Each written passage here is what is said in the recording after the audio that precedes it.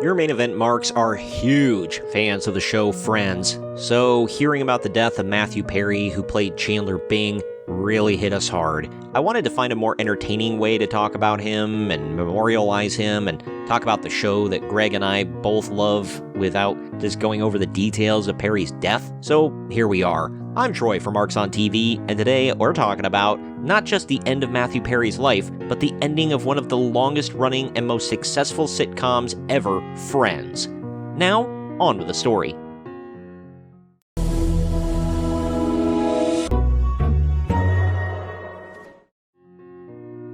The link to the article I'm covering can be found in the video description. The New York Post reports, Matthew Perry and Jennifer Aniston didn't want to do Friends anymore. This meant we all had to stop.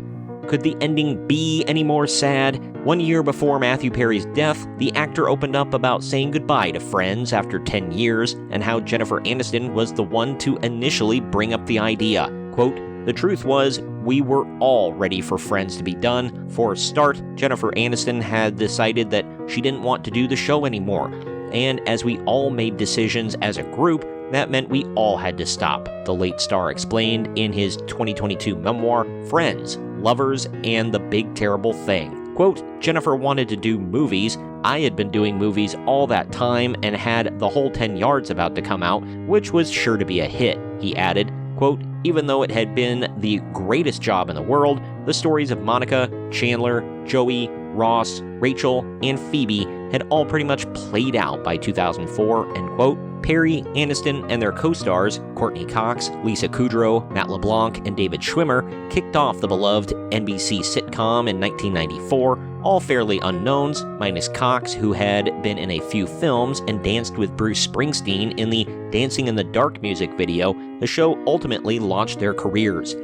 It's really hard to think about this because no one, outside of maybe Taylor Swift, is really that famous in the year 2023, but these six were basically the Beatles. They were watched weekly by multiples of millions of people. Friends was destination television. It was something that you had to sit down and watch for years. DVR wasn't really a thing back then. There was no streaming service to catch up on shows that you'd missed throughout the week. Sure, you could record it using a VCR on VHS tapes, but most people opted to watch it live. The cast of Friends were mega, ultra, uber famous and would get mobbed by fans and paparazzi wherever they went during this time. It didn't help matters that Jennifer Aniston also started dating and then married Brad Pitt, who was the it guy of that era. Let's get back to this article. Quote, "It was not lost on me that Chandler had grown up way faster than I had. As a result, mostly by Jenny's design, 10 was a shortened season." Perry went on in his book, quote, "But all the characters were basically happy at this point too, and no one wants to watch a bunch of happy people doing happy things. What's funny about that?" End quote. The Friends series finale, titled The Last One, aired on May 6, 2004. Before the final filming, Perry pulled co-creator Marta Kaufman aside and asked if he could be the one to say the show's last line. Quote, "No one else will care about this except me," he recalled saying, quote, "So may I please have the last line?" Perry's wish was granted. In the last scene, when Rachel asks where the gang should grab a cup of coffee, which naturally would be their go-to place, Central Perk, Chandler simply deadpans, "Sure. Where?" Quote, "I would bring the curtain down on Friends," the actor wrote. Quote, "I love the look on Schwimmer's face as I delivered the line. It's the perfect mixture of affection and amusement. Exactly what the show Friends has always given to the world," end quote. If you ever want to impress your friends with how much useless knowledge about the show Friends you possess, you now know who had the final line ever in Friends history and what it was. The first line in the show was actually uttered by Monica Geller, and the line was, "There's nothing to tell. It's just some guy I work with." That first show had multiple titles, by the way. There's the pilot, the one where Monica gets a roommate, the one where it all began, and the first one. Anyway, back to the article.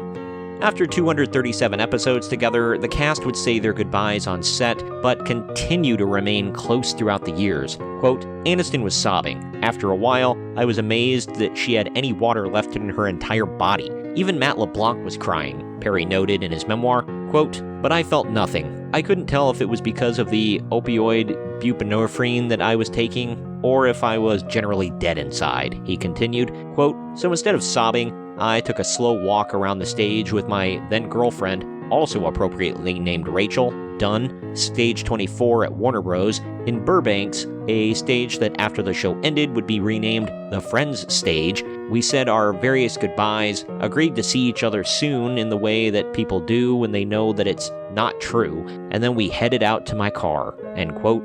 That's really sad that Matthew Perry couldn't really soak it all in when it happened and grasp the gravity of it all. From this writing, I feel like he regrets that. He also says that he doesn't remember multiple seasons of the show because he was so zonked out on drugs. It's a real tragic, cautionary tale. But speaking of getting sad, Perry struggled with drug and alcohol addiction for years, with the cast at one point confronting him on set amid the height of their success. He had been sober leading up to his death on October 28th at age 54. He was found unresponsive and submerged in his hot tub at his California home, but his cause of death is still deferred. Authorities do not suspect foul play. His former Friends co-stars reunited at his funeral in LA last Friday. This article is a few weeks old. Quote, "We are so utterly devastated by the loss of Matthew. We were more than just castmates. We are a family," the cast joint statement read after his passing. Quote, "There is so much to say, but right now we are going to take a moment to grieve and process this unfathomable loss.